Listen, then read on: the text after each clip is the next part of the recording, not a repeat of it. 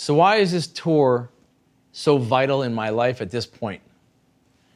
Well, I'm approaching 50 years old. I've been a full-time musician since I was 18. That's 30 years. I've only had the opportunity to bring my music to a wider audience once, and it got shut down by a pandemic. I feel that this is a turning point for my music and my life. It's a milestone in my career, and if I'm gonna do this, and I'm gonna take this music seriously, and I'm gonna take whatever legacy I might have seriously, I have to bring it to a wider audience, and I have to do it now. It's imperative. I'm not an insular type of person, so I don't like to suffocate any part of my life. And I love playing in the capital region of New York. I love being around the people here. They've been very encouraging. They've been very motivating. I'm very blessed, and to have so many people that care about what I'm doing, and to have such a great crop of musicians in the capital region to choose from to play in the capital region of New York. But I think there's more to me, and I have, here's what some people, some very close friends in my circle have said. If you play too much with your personality type in one community, it can overwhelm the community. It can be too much for them. And what that really means is that you need to bring it to more people, because it's too much for the same people to keep taking in. You've got to spread it out. It can't be so isolated. And I'm at a point in my career and my life right now where my daughter's old enough where she can be with my mom for a few days while I'm away. Or if I need babysitting or whatever, it's not a problem. She's not so young where it's hard to deal with. She's very independent. So there's that. I'm at the point where I feel good about who I am as a man and where my playing is, that I feel like I have something to offer a wider audience at this point. And you don't know. Tomorrow's not guaranteed, okay? So when is the right time? When is the right time? You know, I feel like this is a calling. I've been called to do this right now.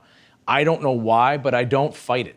I feel like I have to do this. It feels so strong to me, so deep inside of my soul, that if I didn't do this right now, I don't know if I'd be able to look at myself the same. I've worked too hard for this. And I've created so many opportunities for other musicians, facilitated gigs for them, handed off gigs to them. I put so much work into these clubs and put so much money and time and sweat equity into building a scene in Albany, New York, Troy, New York, the upstate New York, that it's like, I need to go find out what's there for me too. I can't just give. I can't just create for other people. At some point, I gotta say, well, what do I have? What do I have to offer these audiences? You know, is my music worthy of I need to know if my music's even worthy of a larger audience. I can't find that out by just playing here. So this tour is imperative. I have to do it. No matter what happens. I've even threatened to sell my car. If I can't raise the money, I'll sell my car. I don't care. It's that important to me. It's that important. I can live without a car. I cannot live without doing this tour. It has to happen right now.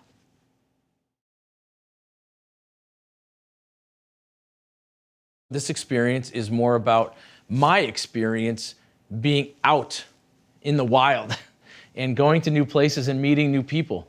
And one of the things I wanted in this particular band for this tour was I wanted somebody in the band that I was going to basically meet for the first time.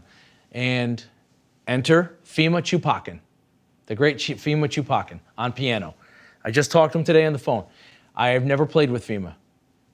And that circumstance is going to bring about or elicit a much different response musically than having somebody in the band that you've played with a lot. You kind of get to know each other so well, and you can predict each other.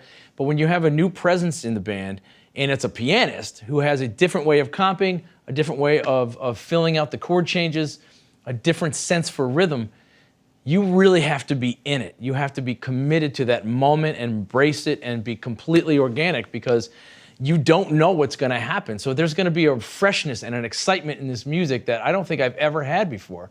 Not recorded, certainly not recorded. It's something that's so different than anything I've ever done before. I also wanted somebody in the band that has a child that is close to my daughter's age. And I just happen to have James Robbins on bass. His daughter's the same age as my daughter. So we're both going to be away from our children. If I feel down, I feel sad, I miss my daughter, I can sit down with James and talk about our kids. I can talk about what it's like to be a full-time musician and trying to raise an 8-year-old child, a daughter, an 8-year-old daughter. So I have that connection with him. And then I needed one of my best friends there. I have to have one of my best friends. So I would consider Stacy Dillard one of my absolute closest brothers on this planet. I love him deeply, and he plays my music as if he wrote it. And that's not something that happens all the time. A lot of guys will come in and just play what they've learned. They will play the stuff they shedded in college, or they'll play the harmonic stuff that they always play. But when you get a Stacy Dillard on the bandstand, he can feel the song in a way as if he was there for that experience himself. And he has been an inspiration. He has been one of the most encouraging people in my life to keep pursuing this music and keep forging ahead.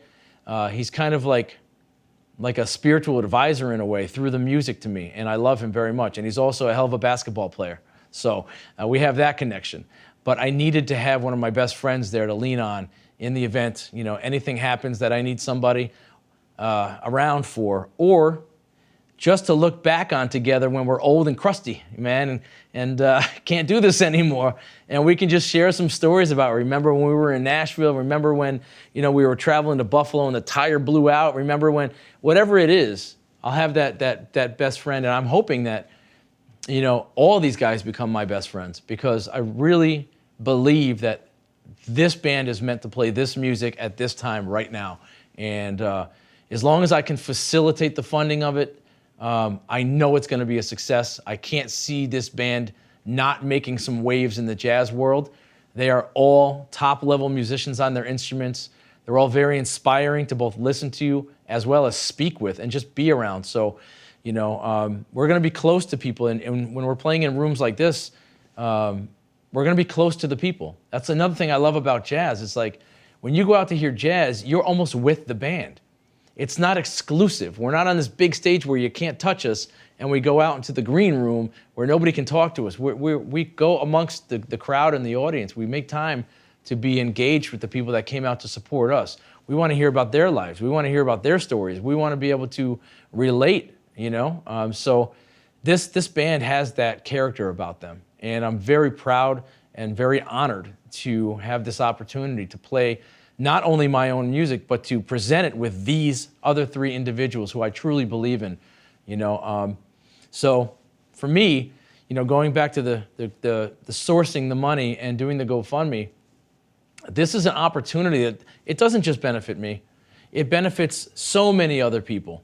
The inspiring nature of this music is going to affect the audiences, hopefully will elicit a positive response in them and maybe bring them out of a funk that they may be in. It's going to help support 3 other musicians. It's going to help support these venues. It's going to help support a studio engineer. It's going to help support a lot of businesses, that frankly need help right now.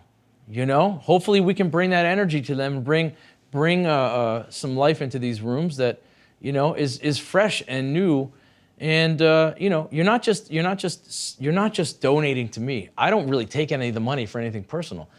I take it and I go outward with it. It's helping to facilitate all these other people and bring just some more beauty and some more joy into this world. I don't know if this is selfish or not. I don't think so, but like I said before in a couple other interviews and a video that I put up on social media, I don't have a lot of money, and I'm probably not gonna be able to leave a large amount of money for my daughter. when I'm not here anymore.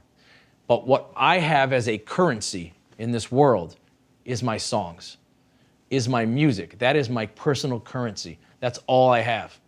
So I want to leave as much of that behind for her so that she can share it. She can look back. She can have her memories. She can be proud of what her dad did and how hard he worked. And she can share those memories with other people and build her own new memories on top of those memories. So for me, to have the opportunity to leave something behind for my child, that I think is more valuable than any dollar could ever be. It's a huge inspiration for me, and I'm hoping that we can facilitate that. So, and keep doing projects like these over the years, so that she has this opportunity, and then I have the opportunity to leave it for her.